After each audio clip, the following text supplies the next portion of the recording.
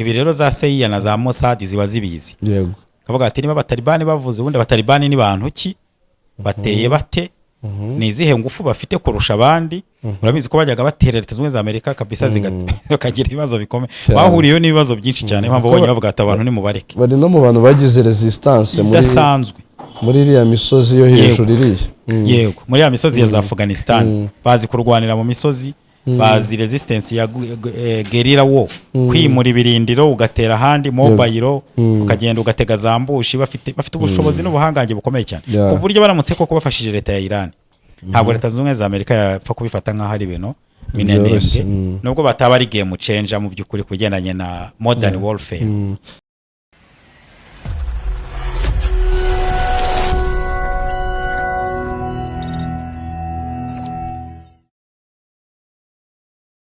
Uvuze neza ko ari abaturanyi nyine Afghanistan na Iran ni ibihugu bisangiye umupaka.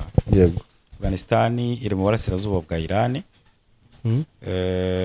Ubwo hagati ya Iran na Afghanistan hari umupaka muremure cyane ku murambararo. Bana mu bugari gusa.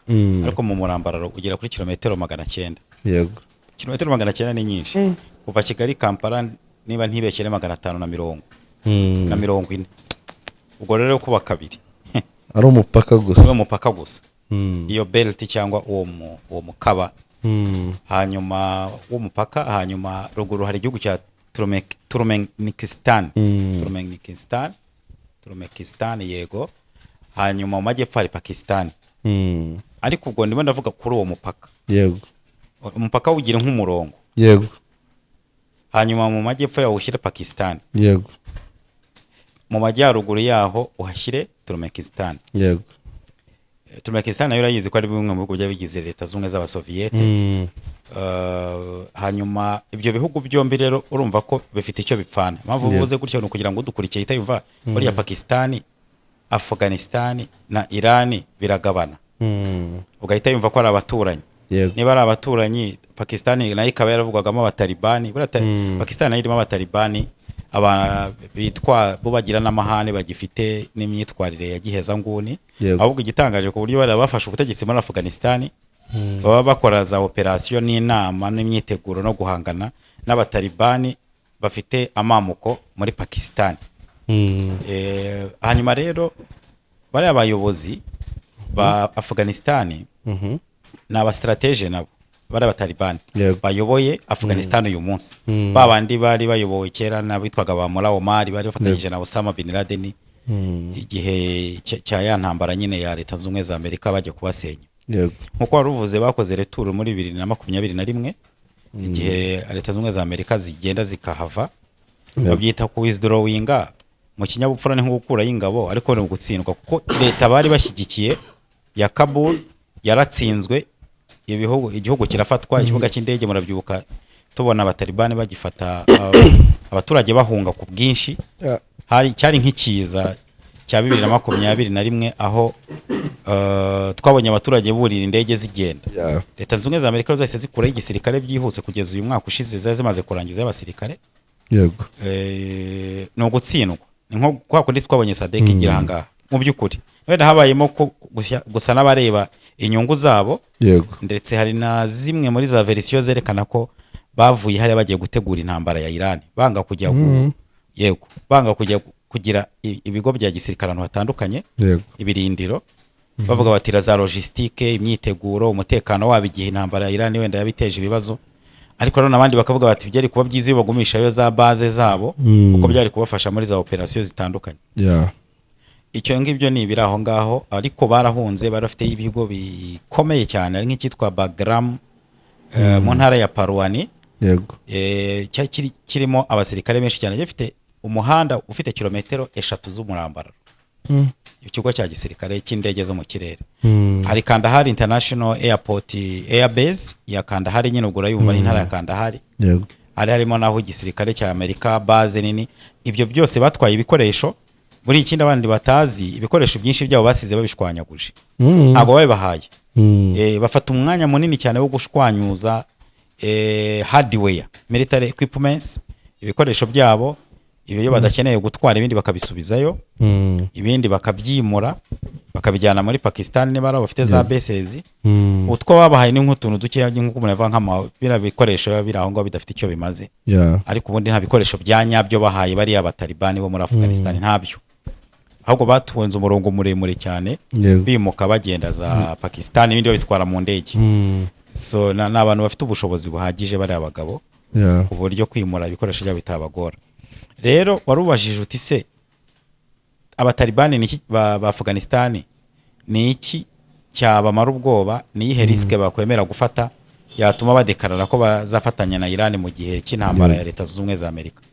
Batangaje umuvugizi wabo wabivuze avuga ko ikiza bo biteguye kuba bafasha Leta ya Iran mu gihe yabitabaza. Yego. Rero muri diplomasi na politike uba warangije kwerekana aho uhagaze, kuko birumvikana nta wakwanga ubufasha. Yego. Ikindi aba yagiye kubivuga atumwe na leta ahagarariye.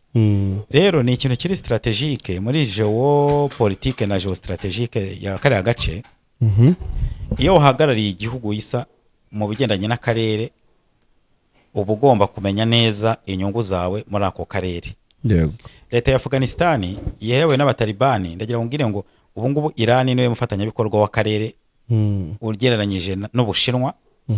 Ubwo mu bihugu by'ibihanganye biri hariya Ubushinwa, Ubuhinde, Pakistan n'Uburusiya. Yego. Iran iremo kubidomina cyane cyane mu bigendanye n'ubucuruzi. No kuvuga ngo leta ya Iran yohereza ibafasha kubigendanye na peteroli, kubikomoka kuri peteroli, baboherereza ibiribwa. Kuko buri abatalibani nta mwanya babonye wo guhinga, bafite ibibazo byo kuba ubuhinzi bwabo butateye imbere, bo bari mu by'intambara mu biturikana n'ibyandi biyobyabwenge yitwa opium ngira ngo hari kirimwa hari kiyobyabwenge kihingwa hari ahantu gitewe inkeke isi kugendanye no kwinjiza amadevize menshi no kuba benshi bakitabira.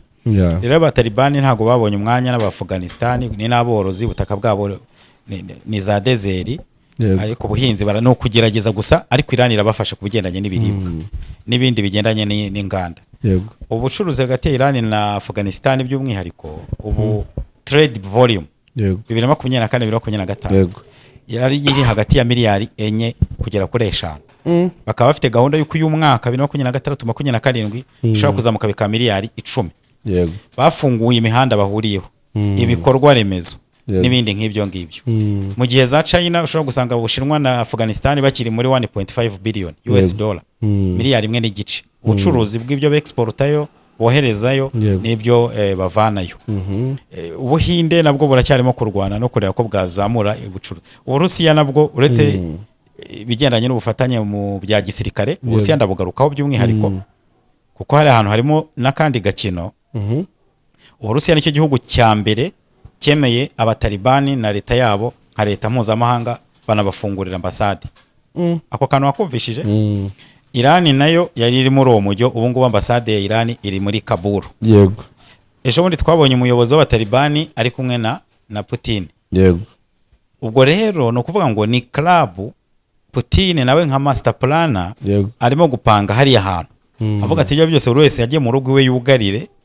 Nindamuka mfite Afghanistan, mfite Iran, mfite Ubushinwa, Ubuhinde bwo bwamaze kubikirumira habiri cyeruye giteye inkeke, ariko wenda nabwo buzagira, ariko hariya harimo naho factory yitwa Putin. Yego. Mukumva ko umutalibani yavuze turikumvikana bure yaramubwira tuzanafashe Iran nta kibazo kugira ngo babe benshi.